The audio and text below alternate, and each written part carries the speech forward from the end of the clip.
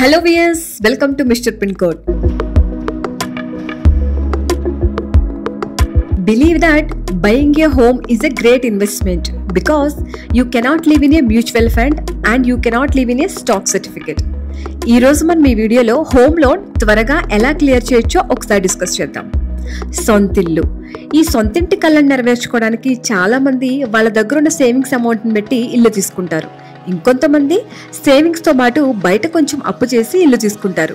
అలా కాకుండా చాలా మంది హోమ్ లోన్ పెట్టి ఇల్లు తీసుకుంటారు. సో ప్రస్తుత రోజుల్లో ఈ హోమ్ లోన్ అనేది చాలా మందికి భారంగా మారింది.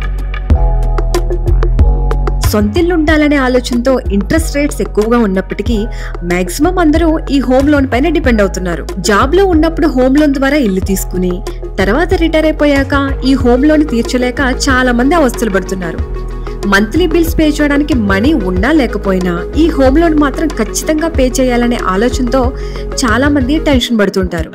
సో అలాంటి పరిస్థితులు రాకుండా ఉండాలంటే మనం జాబ్లో ఉన్నప్పుడే లేదా మనకి మంత్లీ ఇన్కమ్ వచ్చేటప్పుడే ఈ హోమ్ లోన్ని కొంచెం త్వరగా క్లియర్ చేసే అవకాశాలు ఏమేమి ఉన్నాయో గుర్తించి వాటిని సరిగ్గా యూజ్ చేసుకోవాలి.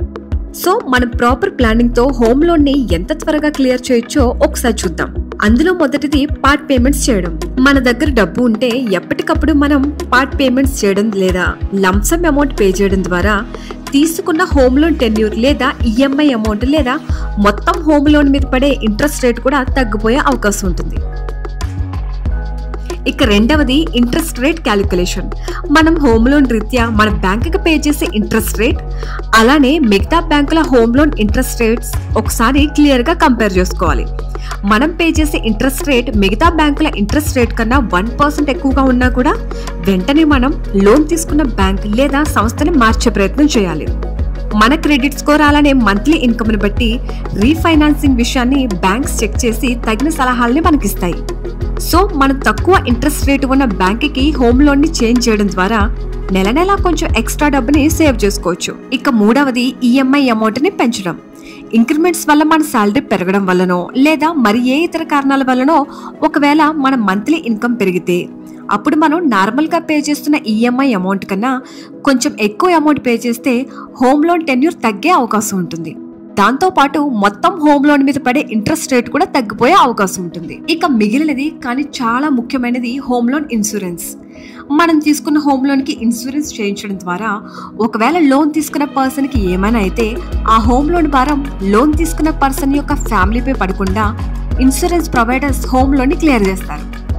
ఫైనల్లీ మేం పైన చెప్పిన విషయాల గురించి బాగా ఆలోచించి అందులో మీకు నచ్చిన మెథడ్ ని ఫాలో అవ్వండి. మీరు ఆల్రెడీ హోమ్ లోన్ తీసుకుని ఉంటే ఎన్ని ఇయర్స్ లోగా క్లియర్ చేయాలనుకుంటున్నారో లేదా మీ హోమ్ లోన్ త్వరగా క్లియర్ చేయడానికి మీరు ఏదైనా మెథడ్ ని ఆల్రెడీ ఫాలో అవుతూ ఉంటే కామెంట్స్ రూపంలో మాకు తెలియజేయండి.